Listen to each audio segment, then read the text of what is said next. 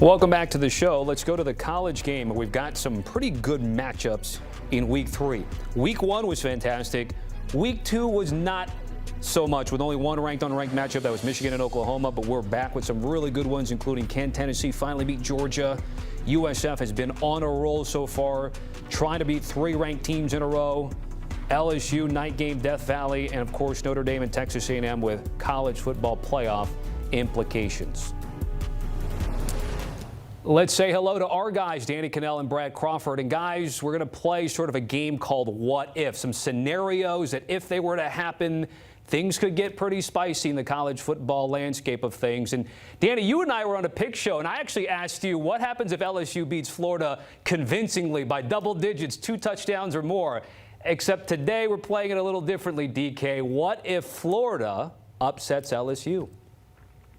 In the near term, I think it makes things a little uncomfortable for Brian Kelly. I think some LSU fans would be upset, but in the bigger picture, they still have one of the better resume wins on the road at Clemson. And I know Clemson, people are ready to jump off them as a ACC champion, but they're still the favorite from the odds makers. So I don't think it would be the end of the world. I think maybe it would draw some concerns about just how good LSU can be for a national championship contender.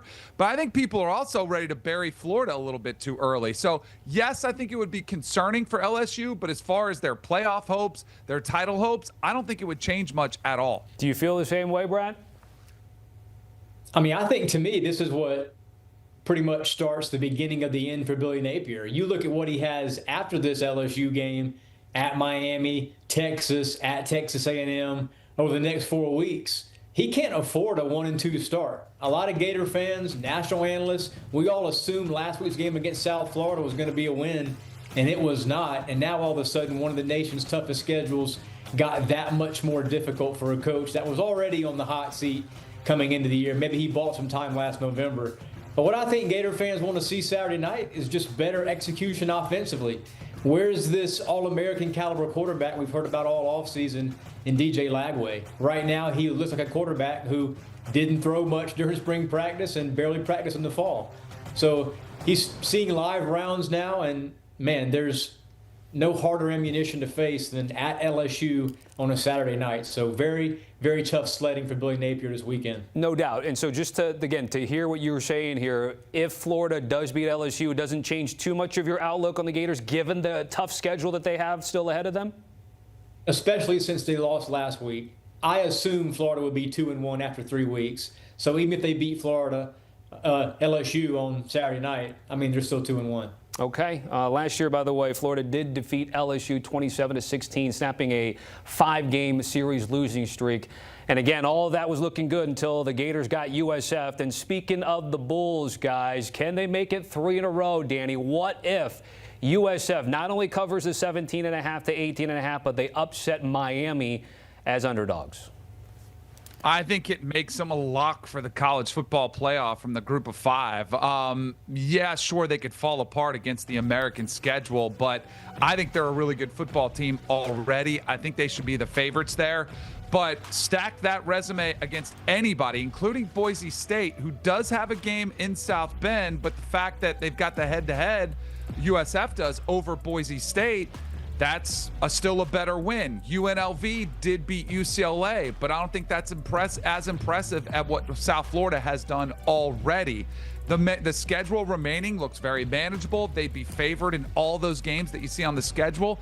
Yes, they would still have to be the conference champion, but if they are able to pull this off and be, I think it's the story of the college football season through 3 weeks.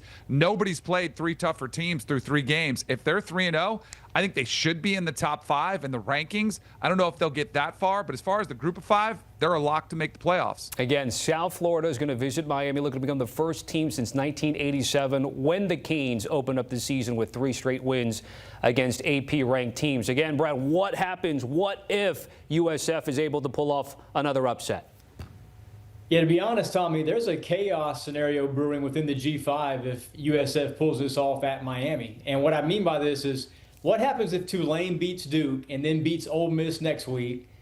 USF runs the table. We find 2 12-0 teams in the American Conference Championship game. if Tulane wins that game and beats a USF team that's already beaten Boise State and Florida and Miami, you have to have two G5 teams in the playoff, unbeaten Tulane and one-loss USF.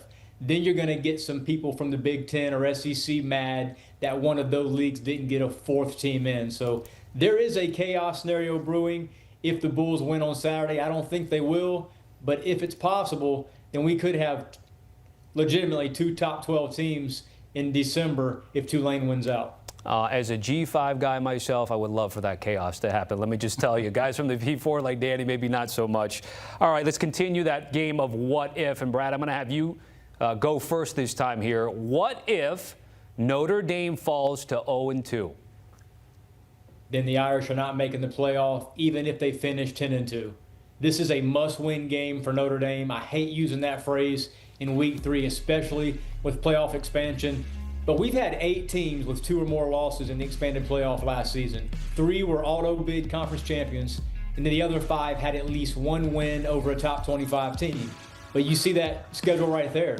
If Notre Dame loses to Texas A&M 0-2 against ranked teams, there's not another ranked team on this slate the rest of the way unless Navy or USC with Lincoln Riley can hop in there. So there's a chance Notre Dame loses this weekend at home to the Aggies, runs a table, finishes 10-2, and misses the playoff. The schedule and the strength would not be good enough. And don't forget, the committee also now has that scheduling metric where you need top 25 wins to be head and shoulders above others you're compared to. Committees, models, it's all pointing to this being a big game for the Fighting Irish and Texas A&M. DK, what say you? So I agree, except there's a tiny, tiny percentage chance that the right things fall into place. First of all, you need to root for Arkansas to beat Ole Miss this weekend, which I don't think is crazy. Like that could, and you need Arkansas to be a 7 or 8 win team. Maybe they could finish the top 20 season in the top 25. USC, I think there's a likelihood that USC does get in the top 25 by the time they meet Notre Dame. So if you're a Notre Dame fan, you might root for them really hard because last season their schedule wasn't that great either. And I thought they were done after they lost to Northern Illinois. Now, they did have that win against Texas A&M early, and they did have a couple top 25 games against Army and Navy last year, but Florida State wasn't very good. I think there's always the back of my mind. It's the cynic in me, which says it's Notre Dame. It's a big big brand. They have the golden helmets. Like, if they win 10 games in a row, these two may seem a really long, long time ago, just like that Northern Illinois loss did last year. Because if they lost that Northern Illinois game in November, second to last game of the season, I think they're probably left out last year. But, like, the calendar, even though it shouldn't matter in my opinion, it does. So I think they're done, but I give them, like, a little scintilla of a chance because they're Notre Dame and because I've seen crazy things in college football before. All right, so Brad was like 0%. Go ahead. You got to remember, too, that they're challenging for 7 at-large spots. 5 are already guaranteed. So we're talking about Notre Dame at 10-2 possibly competing with 7 spots, not 12. So Brad going no chance. Danny's saying a little bit of chance. I can tell you, I talked to the guys over at Sportsline and Inside the Lines. This is the biggest CFP swing game this week. With the win, Notre Dame jumps up to 39%. Still not great, by the way. Not a lock by any means, but a loss drops them to 11%. That's what at least the numbers say with some of our predictive models. Okay, we're done with the what-if portion of the segment here. This is straight up a will it happen or won't it happen and why? Will the Vols end an 8-game losing streak to the Dogs, Danny? I'm going to say no. I'd love to see it. They did have a 15-year losing streak against Alabama. They were able to break that curse. Like, things can happen. I just think we've buried the Georgia Bulldogs too early, and I think we're buying the hype on Tennessee as well, because as good as Joey Aguilar has been replacing Nico, remember when Nico took over last year, he was a Heisman frontrunner. He had big games against NC State on the national stage, and he was off to the races. I'm not ready to bear him yet. And Gunnar Stockton, I think this offense, they haven't been prolific. They haven't been putting the ball downfield. I almost wonder if they've been saving things. Like if they've been saving a few shot plays down the field. And that defense travels. I'm still not ready to bury the Bulldogs just yet. So I think the streak continues, but that line's getting awful close where people are saying that Tennessee has maybe the best chance they've had. So I don't think it ends. I'm still a believer that Georgia gets it done. Last quarterback to beat Georgia was Joshua Dobbs in 2016. So you got Jared Garantano, Hendon Hooker, Joe Milton. You mentioned Nico. Now it could be Joey Aguilar. Who's going to come away with the victory when it's all said and done, Brad? Yeah, Joey Aguilar hasn't faced a pass rush yet, especially an elite pass rush like Georgia with 4 and 5 stars at every linebacker position, defensive end. They go too deep there. There's a reason Kirby Smart owns Josh Heupel. He has figured out this scheme during this Tennessee-Georgia rivalry. That said, I just think Tennessee is too sexy of an upset pick right now. A lot of the money's on Tennessee. There's a reason the Vols have not beaten Georgia in 8 straight years. And while Neyland Stadium is going to be an absolute zoo this weekend, I think right now I would lean Georgia.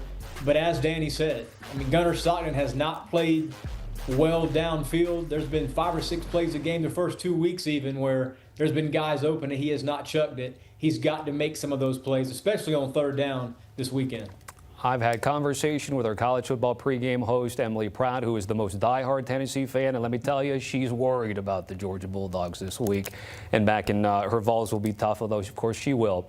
And then last topic here, Danny, I'm going to have you go first. I don't know if this is sort of rage bait here, but Florida State, are they ranked too high in the AP top 25 poll? Whoa! Too high, Tommy. Too high. Not They're for not high me. enough. Not for me, my guy. Who made this question? Who's sending me this one? Are they ranked too high? I think they're probably right where they belong. I still think that beating Alabama by 2 touchdowns and watching that game and seeing the way they beat them was one of the more impressive wins of the season. I think there's some Florida State fans who would love to see them in the top 5 based on Bama's, dynasty, but this is a different Alabama team. I'll be really curious to think because I thought Florida State's win looked that much better because we saw Alabama have an offensive explosion. Now, granted, it was Louisiana Monroe, but let's see what they do against Wisconsin. They're a 3-touchdown favorite. If they handle their business and win by 3 or 4 touchdowns against Wisconsin, I think that helps Florida State's resume and their perception around the country. And I am purposely leaving out the game against East Texas A&M. I don't think FCS games should count for resumes, although it was impressive. So I'm still just holding that Bama game as one that really does show you this Florida State team could be one of the better turnaround stories of the season. But I'm very curious to see what Bama does this weekend as Florida State has off. Right. What do you think about the 10th ranked Noles?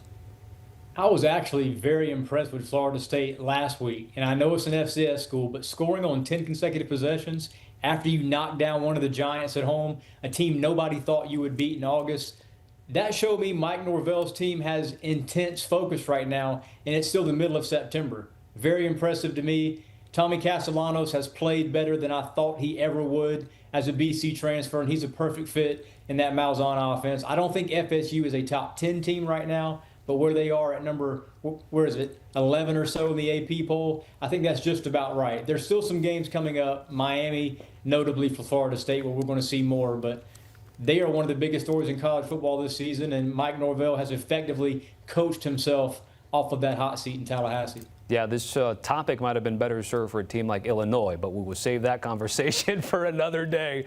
DK, Brad, guys, certainly appreciate it. Thanks for hopping on HQ. A reminder about the college football insiders. We've got a lot of them, and they're all coming together this season to deliver the best information right at your fingertips. Watch now by scanning that QR code. Also, listen to them however you check out your podcast.